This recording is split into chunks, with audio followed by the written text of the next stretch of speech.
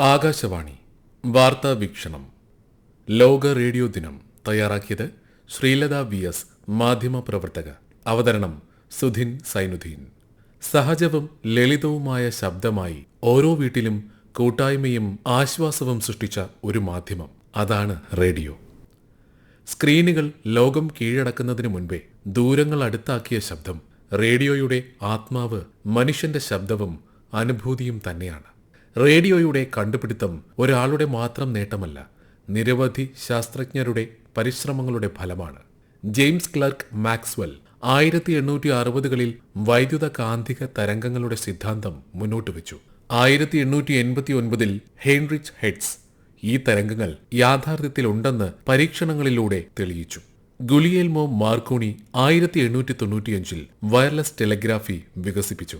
ദൂരങ്ങളിലേക്ക് സന്ദേശങ്ങൾ അയക്കാൻ ഇത് സഹായകമായി. റേഡിയോയുടെ പിതാവായി അദ്ദേഹത്തെ കണക്കാക്കുന്നു. റെജിനാൾഡ് ഫെസന്റൺ 1906ൽ ആദ്യമായി ശബ്ദവും സംഗീതവും ഉൾപ്പെട്ട റേഡിയോ പ്രക്ഷേപണം നടത്തി.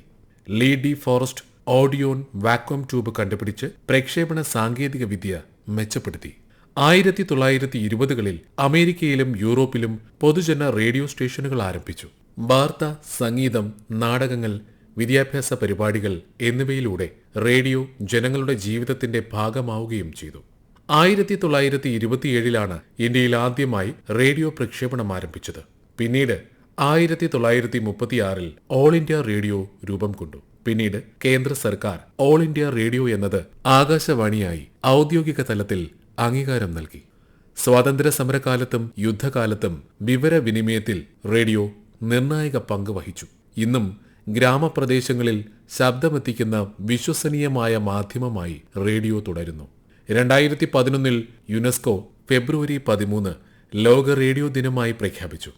1946 ഫെബ്രുവരി 13 യുണൈറ്റഡ് നേഷൻസ് റേഡിയോ ആരംഭിച്ചതിന്റെ ഓർമ്മയ്ക്കാണ് ഈ ദിനം തിരഞ്ഞെടുത്തത്.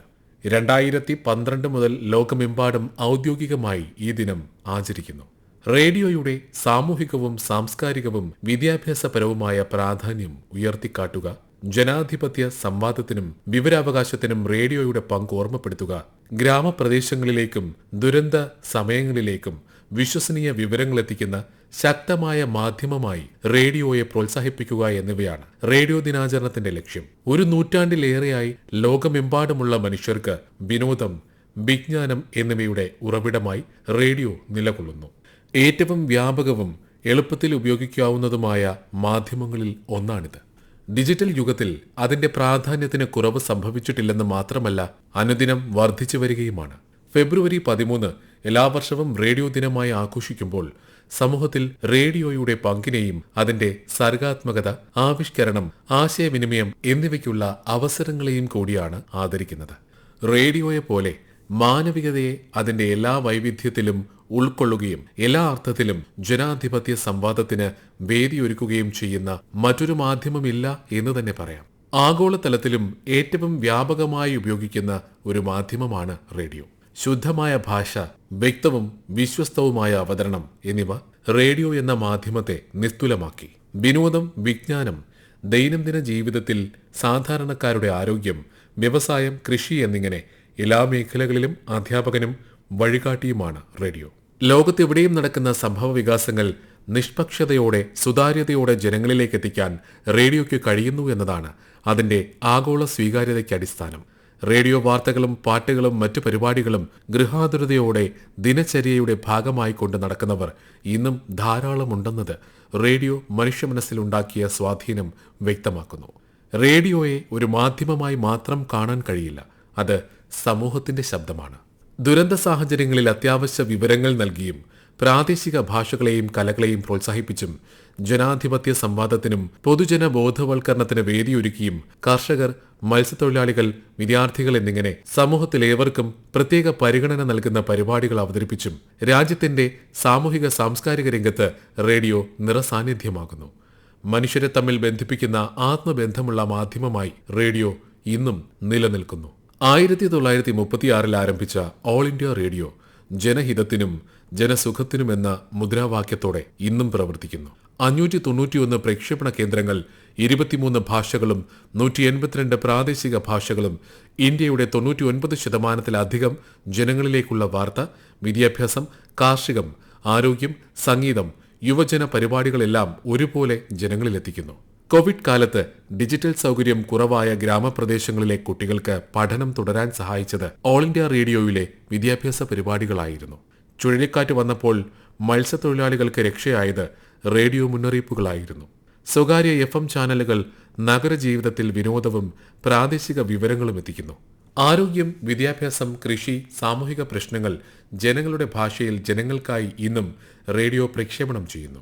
ഇന്ത്യയിൽ ഇന്ന് 500-ലധികം കമ്മ്യൂണിറ്റി റേഡിയോ സ്റ്റേഷനുകൾ പ്രവർത്തിക്കുന്നു. സ്ത്രീ ശാക്തീകരണം മുതൽ ജനകീയ സംസ്കാര സംരക്ഷണം വരെ വലിയ പങ്കാണ് ഇവ വഹിക്കുന്നത്. അതിർത്തി പ്രദേശങ്ങളിലും മലനിരകളിലും വിവരവും സുരക്ഷയും ഉറപ്പാക്കാൻ പുതിയ കമ്മ്യൂണിറ്റി റേഡിയോ സംരംഭങ്ങൾ ആരംഭിച്ചു. ഡിജിറ്റൽ കാലത്തും റേഡിയോയുടെ ശക്തി പ്രകടമാക്കുന്നതാണ് 2014 മുതൽ പ്രധാനമന്ത്രി അവതരിപ്പിക്കുന്ന മൻ കി ബാത്. ഈ പരിപാടി റേഡിയോയുടെ വിശ്വാസ്യതയും ജനങ്ങളുമായുള്ള നേരിട്ടുള്ള ബന്ധവും വീണ്ടും തെളിയിച്ചു. ഉത്തർപ്രദേശിലെ റാം സിംഗ് ബുദ്ധ് ലോകത്തിലെ ഏറ്റവും വലിയ റേഡിയോ ശേഖരമുള്ള 1257 റേഡിയോ സെറ്റുകളുള്ള വ്യക്തിയായി, റേഡിയോ മാനായി ഗിന്നസ് റെക്കോർഡ് നേടിയിട്ടുണ്ട്. ലളിതവും വിശ്വസനീയവുമായ ഒരു മാധ്യമമായി റേഡിയോ ഇന്നും ജനങ്ങളുടെ ജീവിതത്തിൽ ഉറച്ചു നിൽക്കുന്നു. 2026 റേഡിയോ ദിന പ്രമേയം റേഡിയോയും നിർമ്മിത ബുദ്ധിയും എന്നതാണ്. AI ഒരു ഉപകരണമാണ്, ശബ്ദമല്ല എന്ന മാർഗനിർദ്ദേശ ആശയത്തെ കേന്ദ്രീകരിച്ചാണിത്. മനുഷ്യന്റെ വിധിന്യായം, ധാർമ്മികത, സർഗാത്മകത എന്നിവ പത്രപ്രവർത്തനത്തിന്റെ കാതലായി തുടരണമെന്ന് പറയുമ്പോൾ നിർമ്മിത ബുദ്ധി എങ്ങനെ റേഡിയോ പ്രക്ഷേപണത്തെ പുനർനിർമ്മിക്കണമെന്ന് ഈ പ്രമേയം വ്യക്തമാക്കുന്നു. സുതാര്യതയോടെയും ഉത്തരവാദിത്തത്തോടെയും ഉപയോഗിക്കുന്നതിലൂടെ റേഡിയോയ്ക്ക് ശ്രോതാക്കളുമായുള്ള ബന്ധം ദുർബലപ്പെടുത്തുന്നതിന് പകരം അതിനെ കൂടുതൽ ആഴത്തിലാക്കാൻ സഹായിക്കും. സോഷ്യൽ മീഡിയയും വീഡിയോ പ്ലാറ്റ്ഫോമുകളും ആധിപത്യം പുലർത്തുന്ന കാലഘട്ടത്തിൽ പോലും ലോകത്തിലെ ഏറ്റവും വ്യാപകമായി ഉപയോഗിക്കപ്പെടുന്ന മാധ്യമം റേഡിയോ തന്നെയാണ്. വിദൂര പ്രദേശങ്ങളിൽ, ദുരന്തബാധിത പ്രദേശങ്ങളിൽ, ഇന്റർനെറ്റ് ലഭ്യമല്ലാത്ത പരിമിതമായ സേവനങ്ങൾ മാത്രം ലഭിക്കുന്ന ജനവിഭാഗങ്ങൾ എന്നിവിടങ്ങളിലേക്ക് നിഷ്പ്രയാസം എത്തിച്ചേരുന്നു എന്നതാണ് ഈ മാധ്യമത്തിന്റെ വിജയം. ആധുനിക റേഡിയോ ഇനി പരമ്പരാഗത FM അല്ലെങ്കിൽ AM ഫ്രീക്വൻസിയിൽ മാത്രം ഒതുങ്ങുന്നില്ല. വ്യക്തമായ ശബ്ദ നിലവാരം, അടിയന്തര മുന്നറിയിപ്പ് സംവിധാനങ്ങൾ, ഫോണുകൾ, കാറുകൾ, സ്മാർട്ട് സ്പീക്കറുകൾ തുടങ്ങിയ ഉപകരണങ്ങളിലുടനീളം തടസ്സമില്ലാത്ത സേവനം ഇവയൊക്കെ ലഭ്യമാക്കുന്നു. ഇനി പ്രക്ഷേപണ കലയെ കൂടുതൽ മെച്ചപ്പെടുത്താൻ സാങ്കേതിക വിദ്യകൾക്കൊപ്പം നിർമ്മിത ബുദ്ധിയും പ്രവർത്തിക്കും. ഓരോ റേഡിയോ ദിനവും ആഘോഷിക്കുന്നത് പ്രത്യേക റേഡിയോ പരിപാടികൾ, പാനൽ ചർച്ചകൾ, വിദ്യാഭ്യാസ പ്രക്ഷേപണങ്ങൾ, മാധ്യമ നവീകരണത്തെക്കുറിച്ചുള്ള വർക്ക്ഷോപ്പുകൾ, റേഡിയോ സ്റ്റേഷനുകൾ തമ്മിലുള്ള അന്താരാഷ്ട്ര സഹകരണം എന്നിവ സംഘടിപ്പിച്ചാണ്. ഈ പ്രവർത്തനങ്ങൾ റേഡിയോയ്ക്ക് വന്ന മാറ്റങ്ങളെക്കുറിച്ച് ചിന്തിക്കാൻ യുവജനങ്ങളെ, വിദ്യാർത്ഥികളെ, നയരൂപകർത്താക്കളെ ഒക്കെ പ്രേരിപ്പിക്കുന്നു. സാങ്കേതിക വിദ്യയുടെ വിജയകഥ മാത്രമല്ല റേഡിയോ ദിനം നമ്മെ ഓർമ്മപ്പെടുത്തുന്നത്, അത് മനുഷ്യബന്ധങ്ങളുടെ ആഴത്തിലുള്ള സംവാദമാണ് എന്നുകൂടിയാണ്.